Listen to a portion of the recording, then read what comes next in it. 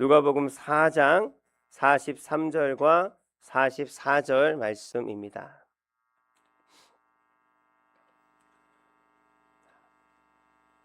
성경을 한번 찾아보시고 우리 스크린을 참조하면서 우리 한 목소리로 봉독하겠습니다. 예수께서 이르시되 내가 다른 동네들에서도 하나님의 나라 복음을 전하여야 하리니 나는 이 일을 위해 보내심을 받았노라 하시고 갈릴리 여러 회당에서 전도하시더라. 아멘. 아멘. 오늘 이 말씀을 본문으로 제목은 보내심을 받은 이유로 정했습니다. 오늘 읽은 말씀에 보면 예수님께서 나는 이를 위해서 보냄을 받았다. 그리고 여러 회당 그리고 여러 나라 여러 마을을 다니면서 하나님의 복음을 전하는 예수님의 모습을 기록하고 있습니다. 예수님께서는 그렇게 내가 이 땅 가운데 보냄을 받은 이유를 분명히 아시고 그렇게 행하셨는데 여러분들은 다시 한번 아시겠지만 자주 들은 말씀이지만 여러분들은 왜 사십니까? 하나님께서 여러분들을 왜 지으셨을까요? 나는 왜 지금 호흡을 하면서 오늘을 살고 있고 또한 내일을 살게 되어질까요? 그 이유를 모르고 산다면 가치 있는 삶을 살기는 좀 어렵지 않을까?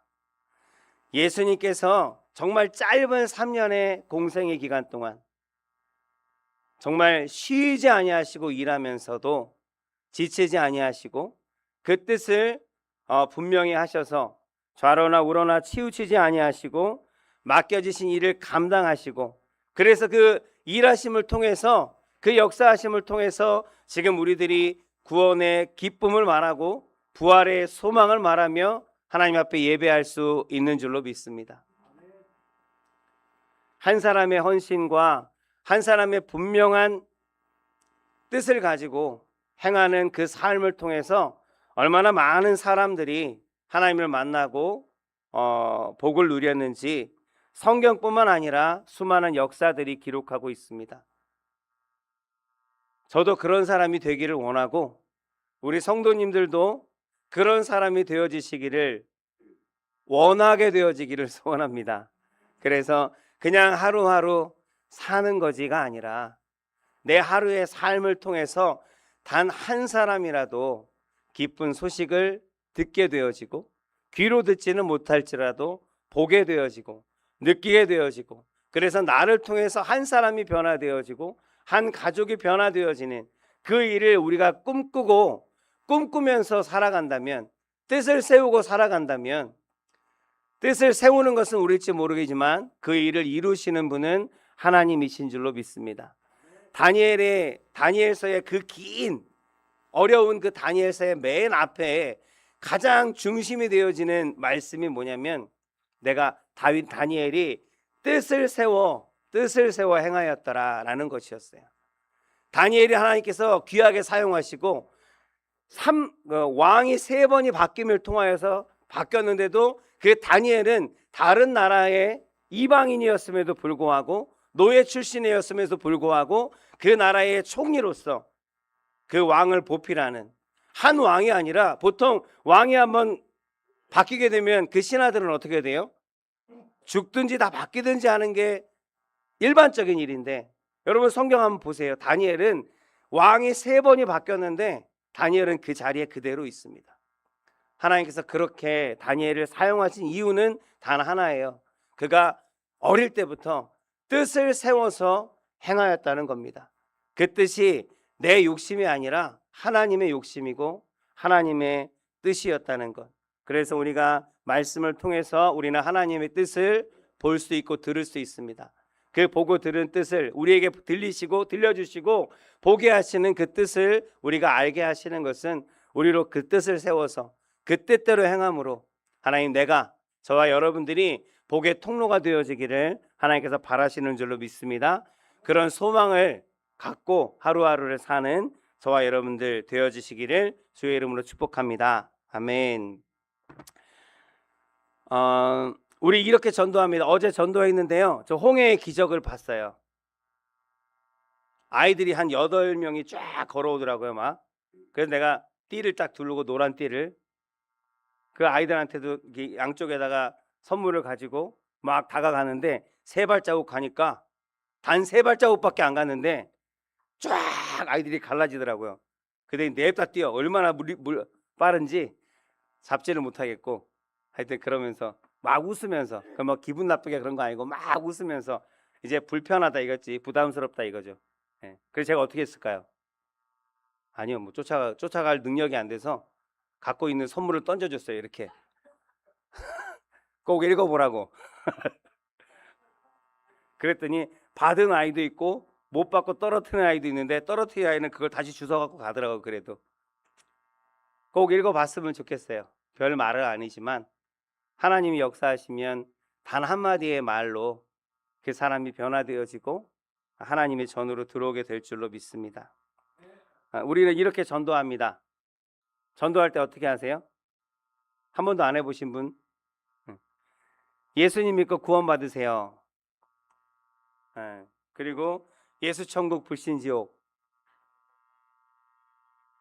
지옥 가면 안 됩니다. 반드시 예수 믿고 우리 천국 갑시다. 이렇게 해요.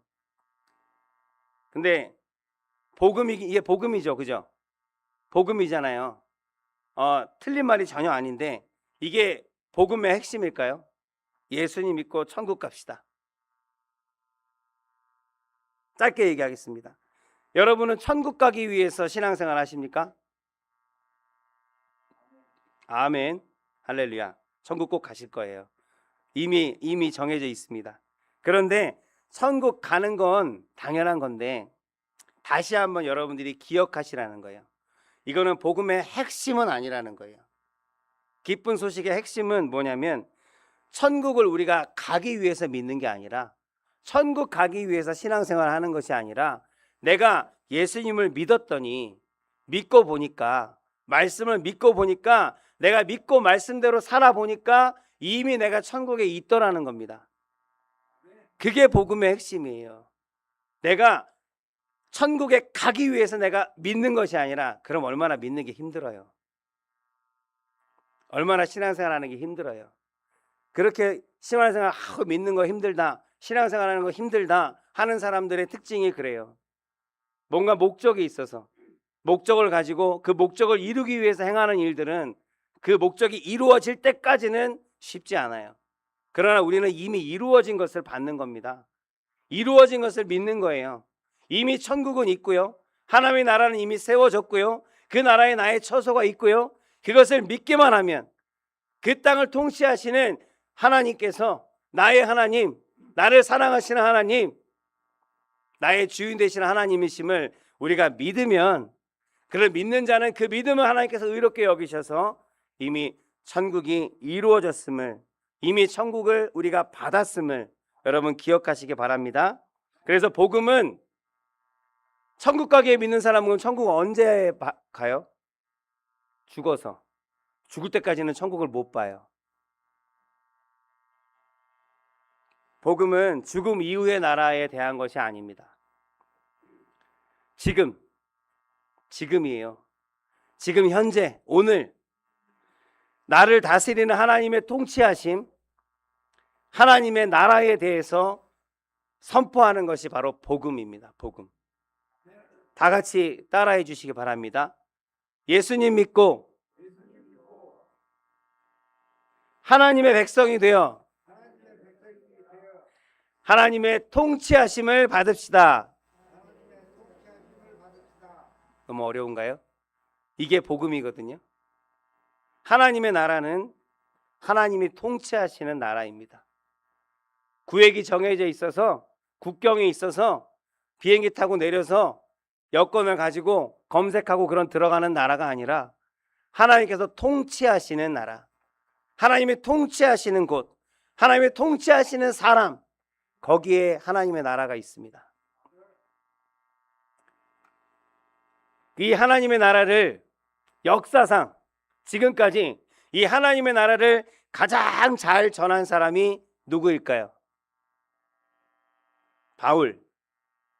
바울보다 더 예수님. 네, 맞아요. 예수님은 참 사람이고 참 신으로 이 땅 가운데 오셨습니다. 그래서 성경에서 하나님의 나라를 가장 강력하게 전하신 분은 우리 예수 그리스도입니다. 예수님의 삶을 보면 그냥 그 예수님의 삶을, 그 짧은 삶을 4개의 복음서를 통해서 지금 기록하고 있잖아요. 같은 한 사람의 인생을, 예수님의 인생을, 예수님의 그 이 땅에서의 삶을, 삶에서 일어난 모든 일들을 때로는 사건으로, 때로는 가치관으로, 때로는 그 하나님의 나라를 주제로, 때로는 사랑을 주제로, 때로는 고치시고 전하시고 하는 하여튼 여러 가지 바꿔서 얘기하면 사복음서가 각각의 다른 시선을 가지고 관점을 가지고 예수님을 바라보고 있지만 그 근본은 바로 예수님에 대해서 전하고 있다는 거예요. 예수님에 대해서 기록하고 있다는 거예요. 그게 사복음서인데, 사복음서의 내용을 보면 예수님께서 얼마나 하나님의 나라를 중심으로, 하나님의 나라 중심으로 살았는지 우리는 읽기만 해도 알 수가 있습니다. 예수님의 입으로는 하나님의 나라를 전하셨고 말하셨고 선포하셨고, 그리고 삶으로는, 말하지 않고 그 삶으로는 하나님의 나라를 직접 보여주셨어요. 예수님께서 공생애를 가장 시작하면서 가장 처음에 외치신 메시지 첫 마디가 뭐였을까요? 공생애. 이제 성령의 세례를 받고 성령의 충만함을 받고 사단에게 시험을 받고 그 모든 시험을 말씀으로 대적하여 이기시고 처음으로 공생애를 시작하시면서 첫 마디, 여러분 기억하실 첫 마디 뭐예요? 회개하라, 천국이 가까웠느니라. 아멘. 그런데 여기에 사용된 천국이라는 단어는 뭘 뜻하는 걸까요? 죽으면 가는 나라? 내가 죽고 나서 가는 나라. 사람들은 천국이라는 단어를 얘기하면 믿는 사람조차도 가끔씩은 그렇게 얘기할 때가 있는데 죽어서 가는 하늘나라를 떠올립니다. 그렇다면 예수님께서 말씀하신 게 회개해라, 너 천국에 가까웠느니라. 너 회개해야 돼. 너 잘못을 뉘우쳐야 돼. 안 그러면 너 죽어. 너 이제 곧 죽을 건데 어떡할 거야? 그렇게 얘기하신 걸까요? 그렇게 얘기하신 게 아니라는 거 우리는 알잖아요.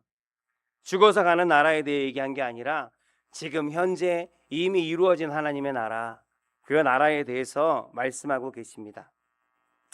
그럼 천국은 뭘 의미하느냐? 여러분, 천국은 지금 얘기했듯이 하나님의 나라. 그래서 마가복음에 보면 똑같은 말씀이에요. 똑같은 말씀인데 다른 말로 기록하고 있습니다. 마가복음 1장 15절 말씀을 보면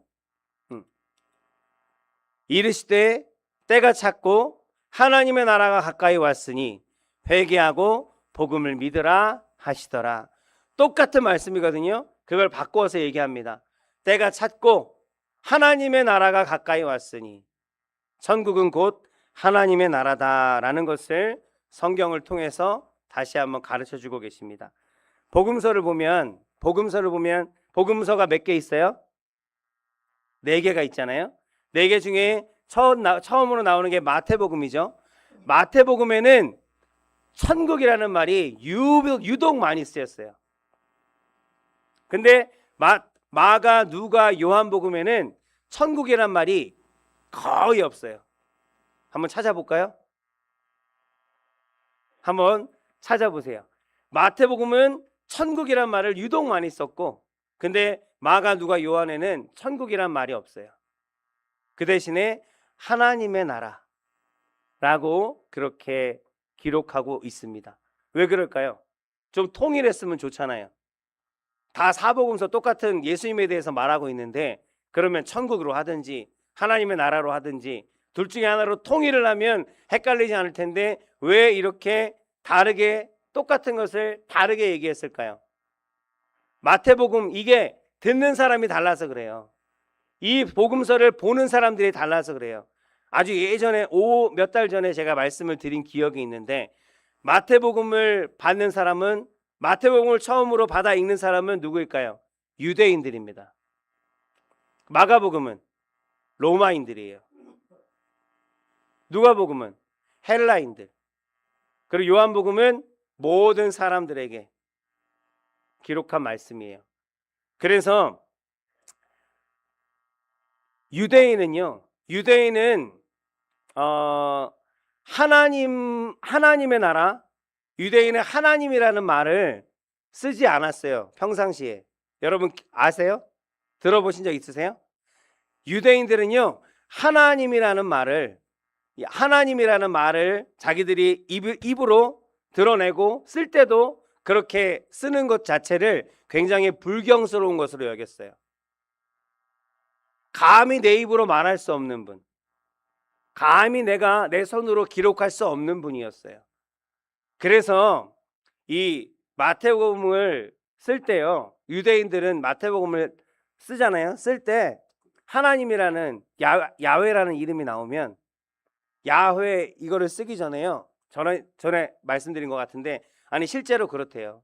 자기가 쓰던 전에 다른 글자들을 썼던 거 있잖아요. 그 연필을 부러뜨려요.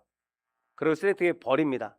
그리고 하나님 앞에 새 연필을 준비하고 새 잉크를 준비해서 그 앞에서 기도하고, 그리고 그걸로 야훼라는 이름을 적어요.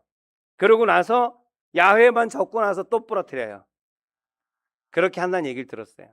그만큼 유대인들에게는 이 야훼 하나님이라는 이 이름이 그냥 우리가 함부로, 그러니까 그들이 하나님에 대해서 얼마나 경외하는 마음을 가지고 있는지 우리 그것을 보면 알 수 있어요.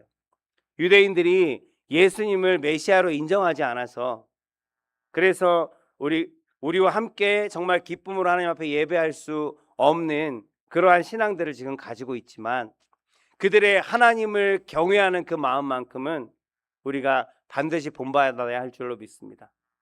그 연필을 부러뜨릴 필요는, 요즘에 필사하고 계시죠?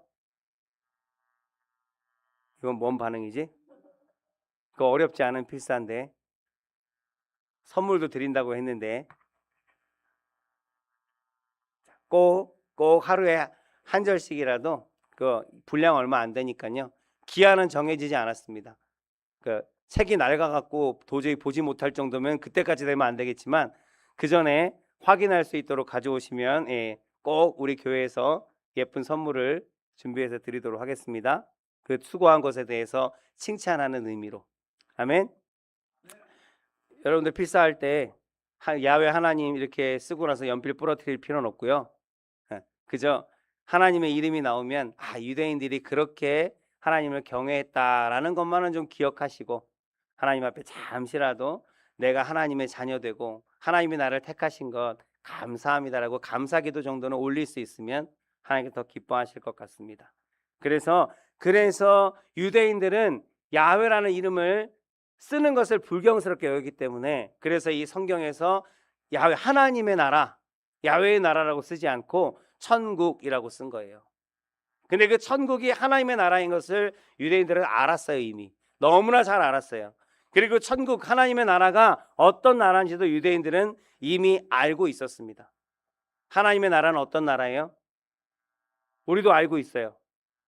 하나님이 왕이 되시는 나라, 하나님이 법이 되시는 나라, 하나님이 통치하시는 나라, 하나님이 다스리시는 나라, 그 나라가 하나님의 나라입니다. 우리가 영원히 살 나라가 바로 그 나라, 하나님의 나라예요. 우리는 하나님의 나라에서 살아갈 백성으로서 지금 만들어져 가는 거예요. 여러분 다 공사 중이에요. 여러분 다 지금 공사 중이라고요.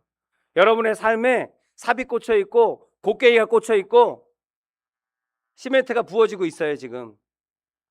그래서 삶이 그리 깨끗하지 못한 거예요. 삶이 때로는 좀 지저분하고, 때로는 좀 부담스럽고, 이렇게 뭐라 그래, 좀 이렇게, 하여튼간 삶이 복잡하고 깨끗하지 못하고 뭔가 불안하고 완전하지 못하게 느껴지는 이유가 뭐냐면, 우리가 지금 여전히 공사 중이기 때문에 그래요. 그 공사가 완전히 끝나고 나서 여러분들이 하나님의 나라의 백성으로서 온전케 되어서 이제 하나님의 나라에서 하나님과 함께 그 통치하심 안에서 살아갈 때 정말 그 삶이 얼마나 빛나는 삶이 되어질지 여러분 기대하시기 바랍니다. 여러분 공사 중입니다. 그래서 청중이 달랐기 때문에 마태복음에서는 천국이라고 기록하고 마가, 누가, 요한복음에는 하나님의 나라라고 그렇게 기록을 한 것입니다. 상식적으로 좀 알아두시면 감사하겠고요. 이와 같이 예수님께서 공생애를 시작하시면서 가장 먼저 전하신 메시지는 하나님의 나라였습니다. 하나님의 나라. 그럼 예수님께서 그럼 마지막으로 하신 메시지는, 마지막으로 하신 말씀은 무엇에 대한 걸까요? 에? 성경? 성령. 네. 아니 그제 뭐 성령에 대해서 얘기하시지만, 자 여기 보면 그거는 이제 사복음서의 끝이죠. 그럼 이제 틀렸다는 게 아니라 제 주제에 안 맞아서. 네. 처음에 예수님께서 전하셨던 말씀은 하나님의 나라에 대해서였습니다. 그럼 예수님께서 마지막에 하신 말씀은 무엇에 대한 말씀이었을까요? 하나님의 나라에 대한 말씀이다. 센스가 없으시네요. 네. 사도행전 1장 3절 말씀을 보겠습니다. 그가 고난받으신 후에 또한 그들에게 확실한 많은 증거로 친히 살아계심을 나타나사 40일 동안 그들에게 보이시며 하나님 나라의 일을 말씀하시니라. 아멘. 처음 보시는 말인가요? 40일 동안 죽으시고 부활하셔서 이 땅에서 마지막 40일 동안 정말 중요한 시간이잖아요. 그 시간에 제자들을 만나시고 만나는 사람들마다 전하신 게 뭐냐? 하나님의 나라에 대해서 말하였다는 거예요. 그리고 첫 번째 메시지 하나님 나라고, 마지막 메시지도 하나님의 나라였습니다. 그러면 예수님께서 공생애 내내 33년 동안 하나님 이 땅에서 선포하신 메시지, 아니 30년 동안은 준비하셨고 3년의 공생애 동안, 3년이라는 시간 동안 하나님께서 전하신 메시지는 과연 무엇에 대한 걸까요? 답답하네 진짜.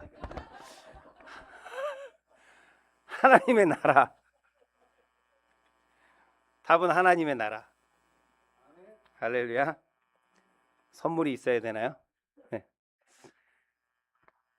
지금 이 시간 여러분들이 이렇게 센스가 없으시기 때문에 머리에 좀 각인을 시키시라고, 정말 하나님께서 그 평생을 통해서 말씀하신 것인데 우리가 그것에 대해서 너무 기억하지 아니하고 살기 때문에 제가 이 시간 여러분과 함께 여러 구절들을 함께 읽을 거예요.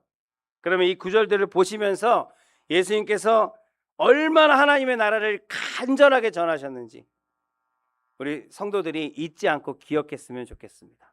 아멘. 같이 읽을 거예요. 같이 읽을 거예요. 한 목소리로. 우리는 항상 이렇게 두 목소리가 어쨌든. 네. 자, 시작. 예수께서 온 갈릴리에 두루 다니사 그들의 회당에서 가르치시며 천국 복음을 전파하시며 백성 중에 모든 병과 모든 약한 것을 고치시니. 아멘. 자, 죄송합니다. 마태복음 그 다음. 네. 마태복음 9장 35절입니다. 시작. 예수께서 모든 도시와 마을에 두루 다니사 그들의 회당에서 가르치시며 천국 복음을 전파하시며 모든 병과 모든 약한, 아까 한 거 아닌가? 네. 다음 누가복음 8장 1절. 그 후에 예수께서 각 성과 마을에 두루 다니시며 하나님의 나라를 선포하시며 그 복음을 전하실세 12 제자가 함께 하였고. 누가복음 9장. 예수께서 12 제자를 불러 모으사 모든 귀신을 제어하며 병을 고치는 능력과 권위를 주시고 하나님의 나라를 전파하며 앓는 모든 자를 고치려 내보내시며. 자, 누가복음 10장입니다. 어느 동네에 들어가든지 너희를 영접하거든 너희 앞에 차려놓은 것을 먹고 거기 있는 병자들을 고치고 또 말하기를 하나님의 나라가 너희에게 가까이 왔다 하라. 없나요? 그거밖에 안 썼어요 제가. 그거 말고도 그러면 다른 거. 지금 읽은 말씀의 주제가 뭐예요? 하나님의 나라. 그래도 몇 명 얘기 안 하시네. 말할 힘도 없어요. 자, 겨자씨 여러분, 예수님께서 비유로도 많이 말씀하신 거 아시죠? 비유로 여러 가지 예를 들어서 하나님의 말씀을 전하셨는데 그 예를 든 그 예가 되어지는 비유. 왜 비유 얘기하면 예전에 저도 저 본교회에서 말씀 전할 때 비유에 대해서 얘기했더니 사람들이 되게 거부감을 느끼더라고요. 왜 그럴까요? 신천지에서 하도 그 비유를 가지고 사람들한테 거짓된 말씀들을 전하니까 비유에 대해서 굉장히 인식이 안 좋은데, 그러나 이 비유는 하나님의 나라를 정말 잘 기억하고 받아들이게 하시려고 하나님 예수님께서 예를 들어서 알기 쉽게 전하시려고 하신 말씀인데, 그 비유의 말씀들도 한번 무엇에 대한 말씀들인지 한번 같이 읽어보도록 하겠습니다. 같이 읽어요. 자, 마가복음 4장 30절. 또 이르시되 우리가 하나님의 나라를 어떻게 비교하며 또 무슨 비유로 나타낼까? 겨자씨 한 알과 같으니. 하나님의 나라는 겨자씨 한 알과 같다. 그리고 마가복음 20장. 천국은 마치 품꾼을 얻어 포도원에 들여보려는 이른 아침에 나간 집주인과 같으니. 천국은 포도원에 보낸 일꾼, 그 이야기를 얘기하고 계시고, 그 다음에 마가복음 22장 시작. 천국은 마치 자기 아들을 위하여 혼인잔치를 베푼 어떤 임금과 같으니. 하나 더, 마태복음 25장. 그때의 천국은 마치 등을 들고 신랑을 맞으러 나간 열 처녀와 같다 하리니. 아멘. 그 이외에도 알곡과 가라지의 비유 아시죠? 그 다음에 누룩의 비유, 여러 비유들을 말씀하시는데 그 비유가 무엇을 말하고 있어요? 하나님의 나라. 천국은 이와 같으니, 하나님의 나라는 이와 같으니. 지금 예수님께서 계속 알기 쉽게 전하고 하시는 것들이 다 무엇에 대한 거냐면 하나님의 나라에 대한 것이라는 거예요.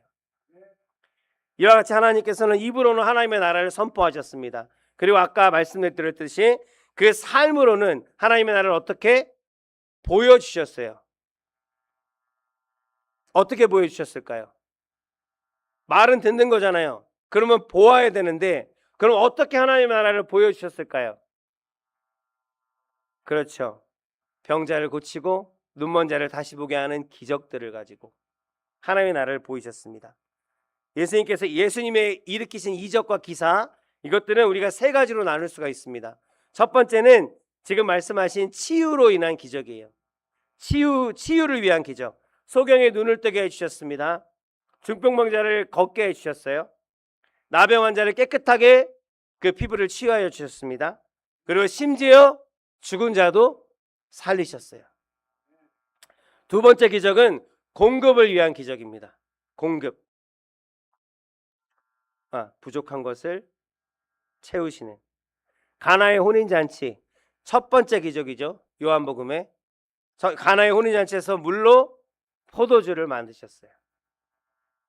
그리고 여러분들이 너무나 잘 아는 떡 5개와 물고기 2마리, 그걸로 5,000명을 수천 명을 먹이는 그러한 기적을, 그리고 7광주리가 남는, 그냥 먹는 것으로 끝난 게 아니라 다 먹고도 7광주리 12광주리가 남는 그러한 기적을 보여주셨습니다. 세 번째는 보호하심을 위한 기적입니다. 보호하심. 우리를 두려워하지 않게 하고 무서워하지 않게 하고 환난 가운데서 고통받지 않게 하시는, 그래서 귀신을 내어 쫓으셨습니다. 그리고 바람을, 제자들이 무서워하는 그 갈릴리 바다, 그 바다를 잔잔케 하셨습니다. 이런 기적들을 행하신 이유가 뭐라고요? 하나님의 나라. 고집들도 세셔야 돼. 하나님의 나라를 보여주시기 위해서예요. 치유의 기적을 통해서는 하나님의 통치가 임하는 그곳에 참된 생명이 있음을 알게 하시려는 겁니다. 그리고 공급의 기적을, 부족한 것을 채우심을 통해서 하나님의 통치가 이루어지는 그곳에는 참된 풍요로움, 참된 부요함이 있음을 보여주신 거예요. 그리고 보호하시는, 기적을 통해서는 하나님이 통치하시는 그곳에 뭐가 있을까요? 하나님이 보호하시고 물을 잔잔케 하시고 귀신을 쫓아내시고 그곳에는 참된 평화, 참된 평안이 있음을 보여주신 거예요. 그게 하나님의 나라라는 것을. 이와 같이 예수님은 처음부터 끝까지 하나님의 나라를 말씀하고 있습니다. 기린사님이 말하신 것처럼 이제 사도 바울이 이야기도 있죠. 사도 바울은 뭘 전했을까요? 하나님의 나라를. 여러분, 사도 바울 하면 하나님의 나라가 먼저 떠오르나요? 그러니까 사도 바울이 전한 복음하면 여러분 뭐가 떠오르세요? 네 글자.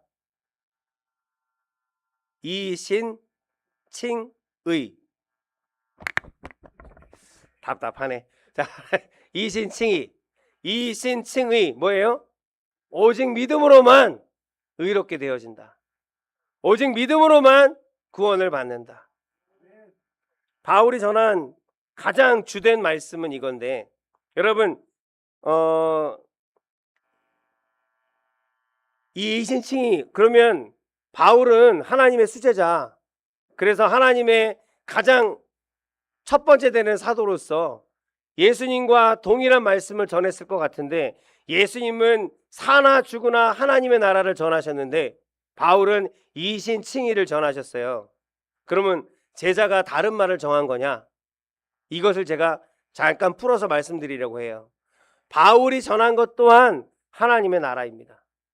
근데 하나님은, 예수님은 하나님의 나라를 말씀하신 것이고, 이 나라는 그런 나라다, 이 나라는 이것이 있는 나라다, 이 나라는 그렇게 나라에 대해서 말씀하신 것이고, 바울은 하나님의 나라가 그 나라에 들어가는 방법을 선포하고 가르친 거예요. 우리는 오직 예수님을 믿음으로만 구원을 받습니다. 아멘. 아멘. 그런데 예수님을 믿는다는 것이 뭘 의미할까요? 말씀을 이제 맺으려고 해요. 예수님을 믿는다는 것이 뭘까요? 다 아시잖아요.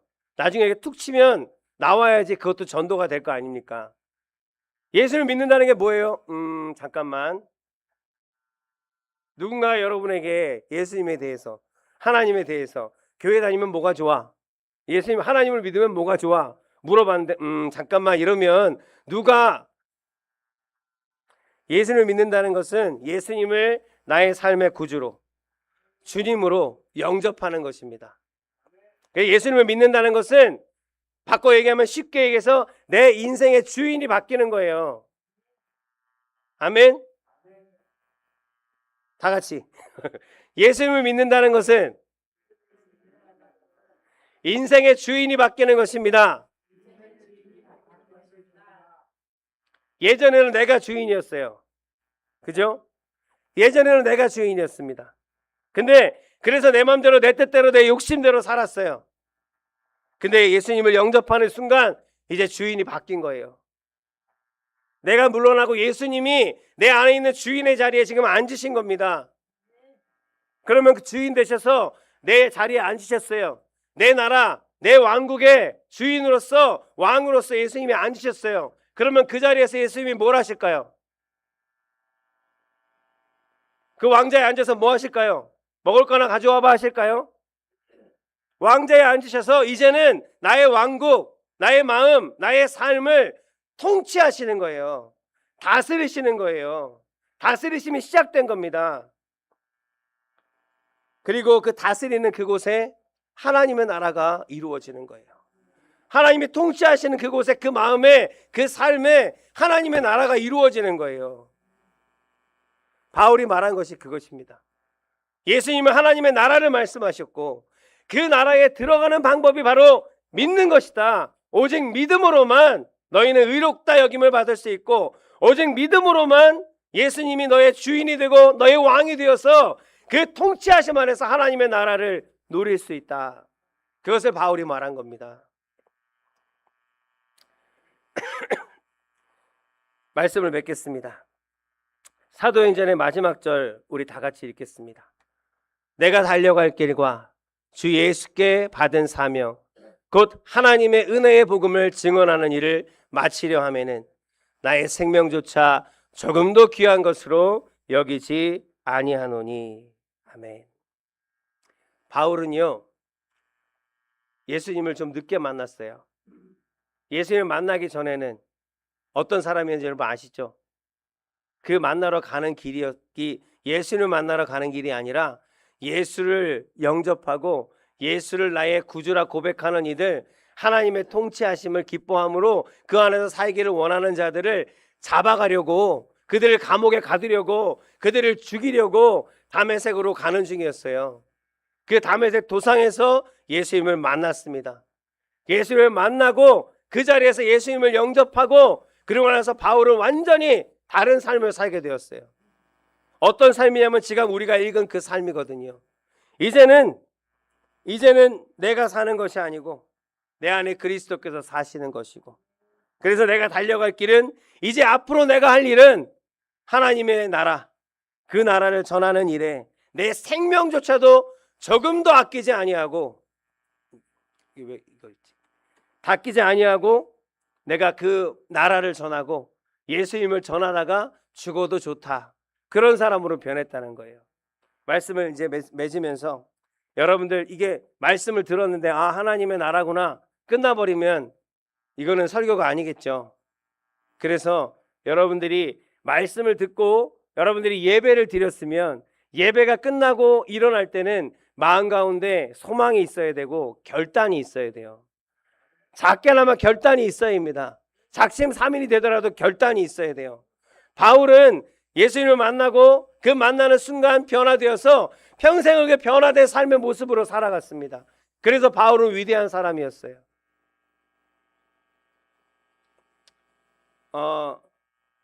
이게 어디서 나오는 예화냐면 팬인가 제자인가 하는 책 보신 분 있으세요? 너무너무 재미있어요. 너무너무 은혜롭습니다. 카일 아이들먼이라는 외국인이 목사님이 쓴 책인데 한번 보시면 거기에 아주 기억에 오래오래 남는 예화가 하나 있는데, 그 목사님이 예배에 늦었습니다. 예배에 늦었어요. 거기 설교자예요. 예배에 늦었어요. 성도들이 다 모였습니다. 예배 시간이 되었어요. 이미 시간이 띡 지나갔습니다. 근데 강단에 안 올라와요. 그러니까 사람들이 웅성웅성 하겠죠. 도대체 무슨 일이 있나? 어떻게 된 거야? 그때 그 목사님이 갑자기 헐레벌떡 그 강단으로 뛰어들어옵니다. 근데 보니까 옷에 막 피가 묻어 있고요. 옷이 막 찢어져 있는 거예요. 그렇게 들어와서 목사님 왜 이렇게 늦으셨어요? 그랬더니 제가 오다가 어제 저기 부산에 갔다가 지금 예배 지금 인도하려고 새벽부터 지금 차를 몰고 달려왔는데 달려오다가 타이어가 펑크가 난 거예요. 그래갖고 도대체 타이어가 어떻게 됐나, 이걸 사용할 수 있나 보려고 차에서 내려서 문을 열고 내리는데 뒤에서 8톤 트럭이 달려와서 나를 빵 쳤어요.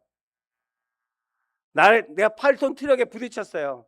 그래서 제가 붕 떠서 한 수십 미터를 날아가서 떨어졌습니다. 그리고 벌떡 일어나서 그 타이어를 얼른 갈고 그러고 운전해갖고 지금 온 거예요. 무슨 말도 안 되는 소리 하세요. 아니 그 트럭에 부딪혔는데 그럼 이렇게 멀쩡하다고요? 그랬더니 아니 멀쩡하다뇨. 여기 피 보세요, 피. 옷도 찢어졌잖아요. 아니 트럭에 부딪혔는데 어떻게 그냥 옷 찢어진 걸로 끝나냐고요. 그때 이제 목사님이 성도들한테 얘기하는 거예요. 여러분이 얘기한 그대로입니다. 트럭에 부딪혀서 이렇게 옷이 찢어지는 것으로 끝날 수 없겠죠. 트럭에 부딪혔으면 내가 지금 여기 있지 않고 병원에 있겠죠. 아니면은 지금 영안실에 들어가 있겠죠. 온몸의 뼈 한 뼈는 다 부서졌겠죠. 누구나 트럭에 부딪혔음을 알 수 있겠죠. 우리가 예수님을 만난다는 것이 그런 것입니다.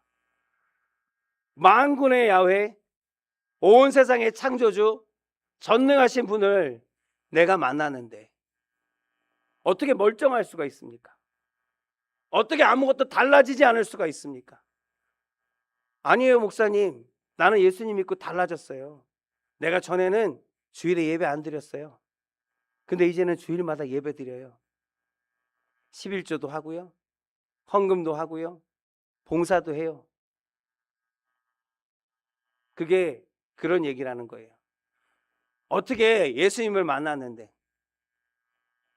온 세상의 창조주를 만났는데, 그 크신 분을 만났는데, 그 만난 변화라고 하는 것이 고작 주일에 예배 드리는 거, 고작 신앙생활 하는 거, 어떻게 그걸로 끝날 수가 있느냐?